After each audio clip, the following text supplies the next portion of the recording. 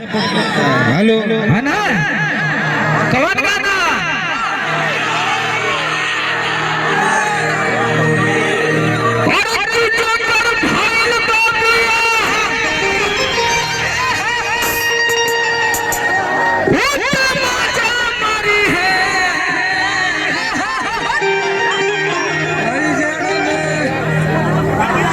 तू कहाँ बजाओ तू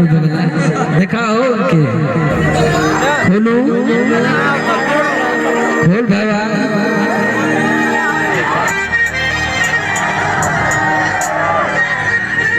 और कीजिए कर भाई बाबिया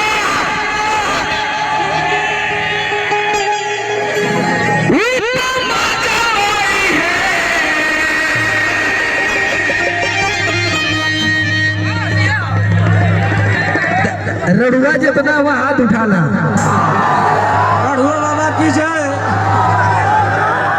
रड़ुआ समाज जिंदाबाद जिंदाबाद जिंदाबाद रड़ुआ समाज जिंदाबाद जिंदाबाद जिंदाबाद हमारा नेता कैसा हो सावर भैया हो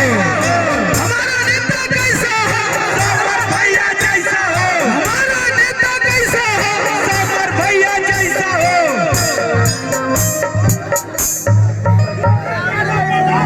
एक को वोट मिली हमके अगर चुनाव लड़ जाता पक्का पक्का मिली ना चला कहा जाड़ा में राडू हवा का करी है आई जाड़ा में राडू हवा का करी है आई जाड़ा में राडू हवा का करी है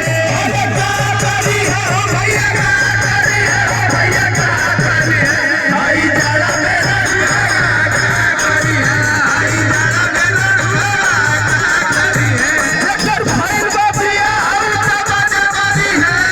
भाई बाबिया और तबाजा मारी है डॉक्टर भाई बाबिया और तबाजा मारी है। हमारे साथ कई बार लोगन पक्का चला हाई जाड़ा में राडू हवा का करी है हाई जाड़ा में राडू हवा का करी है हाई जाड़ा में राडू हवा का करी है।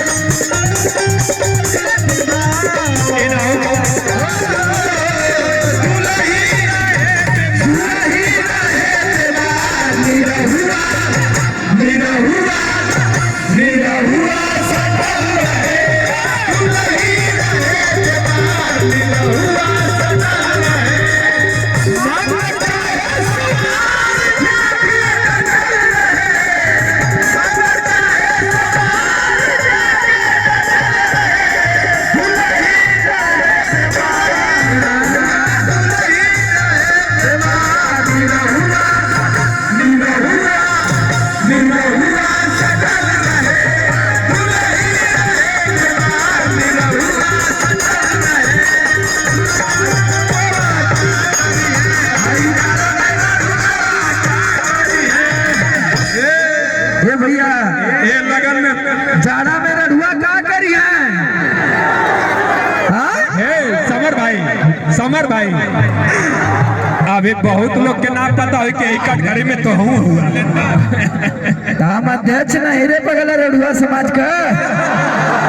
लेकिन ये लगा है भैया राकेश भैया कुछ जानत हो क्या अध्यक्ष हमारी थोड़ा बेस ढोलक का बढ़ा दीजिए। अध्यक्ष ढोलक का क्या समर से बहुत तगड़ा अध्यक्ष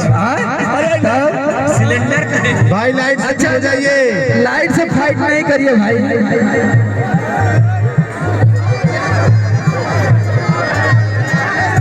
लाइटिया छोड़ दो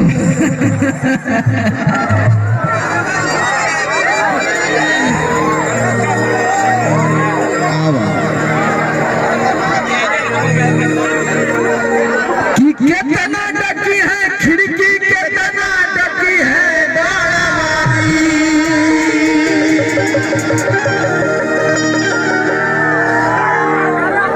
खुद जई है आंगन में केहू के होई मारा मारी का देखत हटू तने से इधर बैठा जाइए हमके देखू कि कितना डकी है खिड़की कितना डकी है डाला वाली